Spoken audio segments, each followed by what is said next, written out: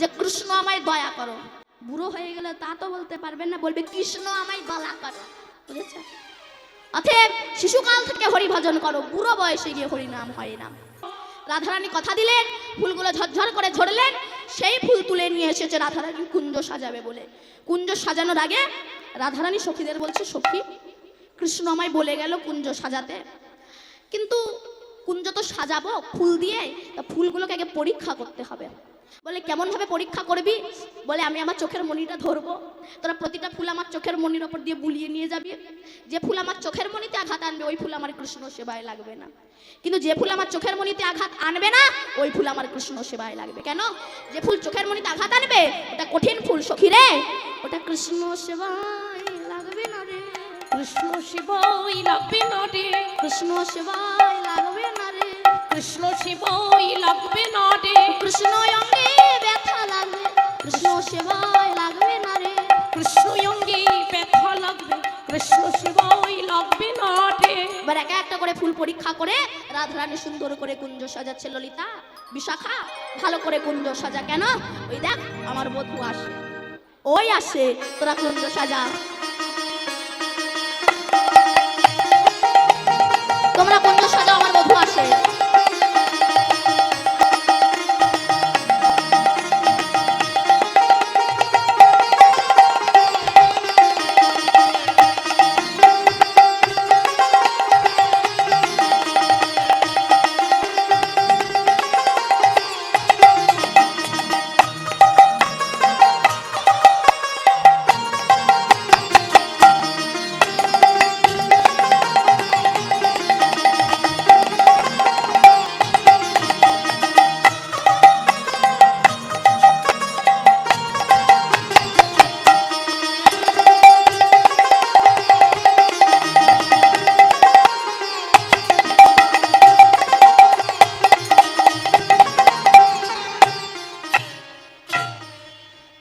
রাধারানী কুঞ্জ সাজিয়ে বসে আছে।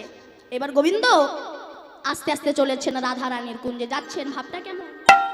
যাই চুপি চুপি, যাই চুপি চুপি, চুপি চুপি, যাই চুপি চুপি, কত চাপি চাপি, যাই চুপি চুপি, কত চাপি চাপি, যাই চুপি চুপি। আস্তে আস্তে আস্তে চলেছে কেন বলুন তো? ওই রাধারানীর কুঞ্জে যেতে গেলে আগে চন্দ্রাবলীর কুঞ্জ পেরিয়ে তবে রাধার কুঞ্জে যেতে হয়, তাই তো? তাই রাধারানী আস্তে আস্তে চলেছে।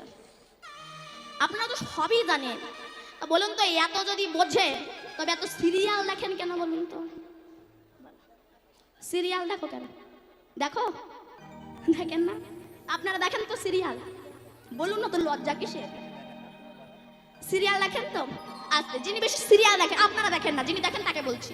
যিনি দেখে তার গাজালা করবে, অন্যদের না। তোমরা রাগ করো না, আমি কিছু বলছি না। যিনি বেশি সিরিয়াল দেখে তাকে বলছি। ধরো আপনি সিরিয়াল দেখছেন, খুব দারুণ জায়গা, খুব ইন্টারেস্টেড জায়গা, দাদু কি হচ্ছে দেখো, খুব ইন্টারেস্টেড জায়গা। এইবার নায়ক এসে নায়িকারে জড়িয়ে ধরবে, খুব ইন্টারেস্টেড জায়গায়। এমন সময় কারেন্ট চলে গিয়েছে, বলুন তো কি করবেন? কপালে বাড়ি মারতে হবে না? ভগবান, কারেন্ট যাওয়ার সময় পেল না। বাবা, জায়গা আপনার, জমি আপনার, ঘর আপনার, টিভি আপনার, টেবিল আপনার, কারেন্ট আপনার নয়। ও যে কখন যাবে কখন আসবে তা বলা যায় না। তা সিরিয়াল দেখবা, টিভির কারেন্ট যদি যায় কিছুক্ষণ পরে আসে তাই, কিন্তু ভাই এই টিভির কারেন্ট যদি একবারে যায় আর আসবে? শিশুকাল ছাড়া তাই হরি ভজন করা যাবে না। তাই বলো না বুড়ো বয়সে কি আমি হুড়ো মারবো, রেডি হয়ে থাকো, ওই বুঝি আমার ডাক এলো।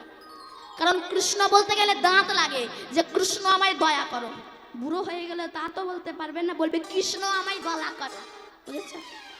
অতএব শিশুকাল থেকে হরি ভজন করো, বুড়ো বয়সে গিয়ে হরি নাম হয় না। তাই গোবিন্দ চন্দ্রাবলীর কুঞ্জে আসছে, তো আস্তে আস্তে চলেছে। তা মনে মনে ভাবছে নুপুরের আওয়াজ পেলে তবেই তো চন্দ্রাবলী আমায় ধরবে। গোবিন্দ কি করেছে? নুপুরটাকে খুলে মাথার উপর তুলে নিয়েছে, বাসি 7টা ছিদ্র লুকিয়ে নিয়েছে। নুপুর তখন গোবিন্দকে বলছে, গোবিন্দ তোমার সঙ্গে আমার অ্যাডভান্স কন্ট্যাক্ট করা ছিল, চরণ ছাড়া অন্য কোথাও রাখবে না। তুমি যে ভয় আমায় মাথায় তুলেছ, চন্দ্রাবলী যাতে না ধরে ফেলে সেই ভয় আমায় মাথায় তুলেছ, তো এখনো সাবধান করছি, যদি আমাকে পায়ে না বাঁধো আমি ওই চন্দ্রাবলীর কুঞ্জের সামনে গিয়ে রাধে বলে বেজে উঠবো। যেই বলেছে গোবিন্দ তখন আবার নুপুরটাকে খুলে পায়ে বাঁধতে গিয়েছে। চূড়া তখন নুপুরকে বলছে, নুপুর তোর চেয়ে আমি ভাগ্যবান। কেন? তুই তো গোবিন্দের পায়ে থাকিস, আমি থাকি মাথার উপরে, আমি ভাগ্যবান। নুপুর তখন চূড়াকে বলছে, চূড়া অত অহংকার করিস না। কেন বলতো? কেউ কি গোবিন্দের মাথা পেতে চাও? চাও কি মাথা? সবাই কি পেতে চাও? চরণ। তা তুই থাকিস মাথার পরে, কেউ সেটা পেতে চায় না। আর একটা কথা বলিস, শোন, দুতলার লোক নিচে না আসলে চলে না, কিন্তু নিচের তলার লোক দুতলায় না গেলেও চলে। তুই আমার কাছে কামনা কর, ভিক্ষা কর, আমি কৃষ্ণের চরণ ধুলে উড়িয়ে দেবো, তুই কুড়িয়ে মাখিস। তেমন সময় বাঁশি বলছে, শোনো, তুমিও যদি আমার সাতটা ছিদ্র না খুলে দিয়েছ, আমিও চন্দ্রাবলীর কুঞ্জের সামনে গিয়ে রাধে বলে বেরিয়ে শেষ করে দেবো। যেই বলেছে গোবিন্দ আবার বাঁশির সাতটা ছিদ্র খুলে দিয়েছে। এইবার যখন যাচ্ছে, নুপুর আর বিলম্ব করলেন না, রণঝন করে বেরিয়ে উঠলেন।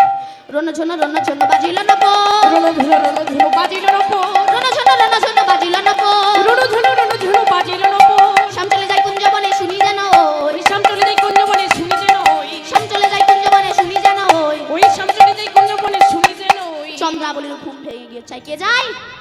কৃষ্ণ, তুমি রাধার কুঞ্জে যাচ্ছ না? এই পথে নীতি করা গতি নুপুরেরও ধরি শুনি, রাধার সঙ্গে বাসা আমার নৈরা স্বামী বলছে কাকে, তোমায় ছেড়ে দেব না। এই বলে শোনো, গোবিন্দকে হাতটা জোর করে ধরে নিয়ে গেছে নিজের কুঞ্জে। এই চুপচাপ শুয়ে পড়ো, কোথাও যেতে দেব না, শুয়ে পড়ো। শো, দূর শুই না, শুয়ে রেখে দিয়েছে।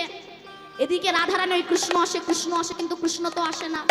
ওই যে প্রথমে বলেছিলাম না, বর আসে না, কৃষ্ণ আসে না। তো বৃন্দে বলছে, রাধে শোন, তোর কৃষ্ণের তো স্বভাব ভালো না, দেখ রাস্তায় আস্তে আস্তে ঘর খোলা পেয়েছে, তার ঘরের ভিতরে ঢুকে গিয়েছে, আমি একটু দেখে আসি, দাঁড়া। এই বলে বৃন্দা ছুটতে ঘরের ভিতরে গিয়ে চন্দ্রাবলীর কুঞ্জের বাইরে গোবাক্ষদার মানে জানালা, সেখানে আর ভাবে ভেতরের দিকে তাকিয়ে দেখছে এই জায়গায় কৃষ্ণ আছে কি, আর ভাবে দাঁড়িয়ে আছে, দেখছে ওর ভিতরে কৃষ্ণ আছে। বৃন্দা ছুটে এসেছে, রাধে শোন, বলেছিলাম না তোর কৃষ্ণের স্বভাব ভালো না, দেখবি চ, তোর কৃষ্ণ রাধার কুঞ্জে গিয়ে, চন্দ্রাবলীর কুঞ্জে গিয়ে শুয়ে আছে। যাবো কি করে? সখীরা তখন সুন্দর করে রাধারানীকে বলরাম সাজিয়েছে। এখন রাধা যে দাদা হয়েছে, এ তো কৃষ্ণও জানে না, চন্দ্রাবলীও জানে না। রাধারানী বলরাম বেশ ধারণ করে চন্দ্রাবলীর কুঞ্জের ভিতরে গিয়ে প্রবেশ করেছে। যেই গিয়েছে, বলরামকে চন্দ্রাবলী লোকাইল, শ্যাম করে ধরি রাধা বাহিরে আনিল। কৃষ্ণের হাত ধরে টেনে বাইরে এনেছে। কৃষ্ণ মনে করেছে দাদা বলে মাথাটা নিচু করে আছে, কিন্তু যখন হাত ধরে টেনে বাইরে এনেছে, মেয়েদের হাত একটু নরম নরম লাগে না, হাতের স্পর্শ পেয়ে গোবিন্দ রাধারানীকে বলছে, একটা কথা বলবো, সত্যি করে বলবে? বলে বলো। একটা কথা বলি, সত্যি করে বলো নাকি? তুমি দাদা না দিদি গো, দাদা না দিদি গো, দাদা না দিদি গো, দাদা না দিদি গো, ভাব দেখে এই মনে হয় দাদা না দিদি গো, ভাব দেখে এই মনে হয় দাদা না দিদি গো। এমন কথা যেই বলেছে, সখীদের হাসি পেয়েছে। সমস্ত সখী বসনগুলো সব বদনে দিয়ে আর হাসছে। বদনে বসন দিয়া সখীগণ হাসে, বদনে বসন দিয়া সখীগণ হাসে, বদনে বসন দিয়া সখীগণ হাসে, বদনে বসন দিয়া সখীগণ হাসে। রাধা কৃষ্ণের মিলন হলো বলরাম বেশে, রাধা কৃষ্ণ মিলন হলো বলরাম